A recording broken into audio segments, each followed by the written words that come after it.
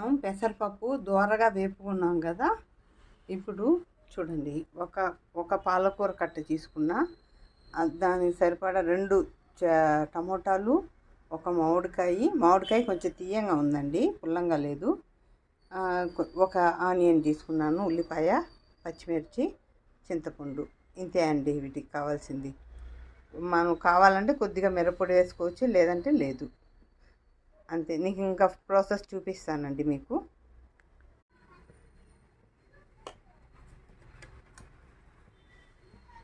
పసుపు వేసుకున్నాం కదండి. ఇప్పుడు పసుపు వేసుకున్నాం. ఇప్పుడు కారం చూడండి, కొంచెం వేస్తున్నా. ఇప్పుడు సాల్ట్ సరిపడా వేసుకోండి, కారం కూడా సరిపడా వేసుకోండి. ఇక్కడ మనము టమోటో, పచ్చిమిర్చి, ఆనియన్, మామిడికాయ, చింతపండు అన్నీ వేసేద్దామండి. అన్నీ వేసేసిన తర్వాత ఇప్పుడు చూడండి, మనం తిరగమాత వేసుకుందాము.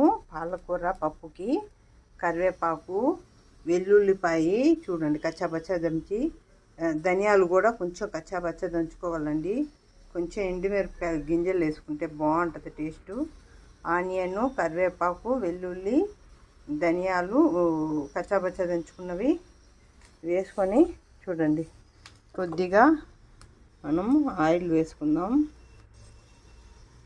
కొద్దిగా ఆయిల్ వేసుకున్న తర్వాత కొంచెం శనగపప్పు.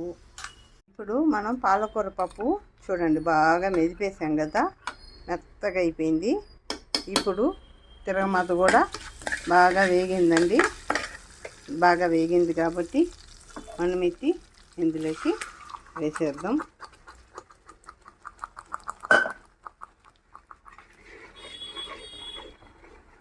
ఇందులోకి వేసేసిన తర్వాత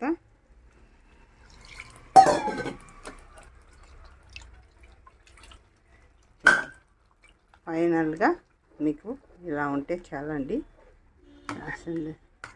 ఇది మునగాకు పొడి అండి.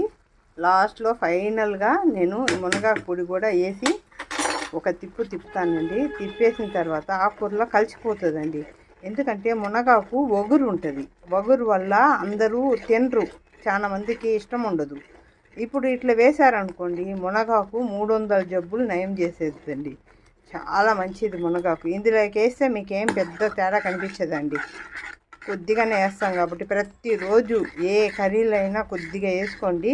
మీకు హెల్త్ కొంచెం మంచి ఫుడ్ తిన్నట్లు ఉంటుంది.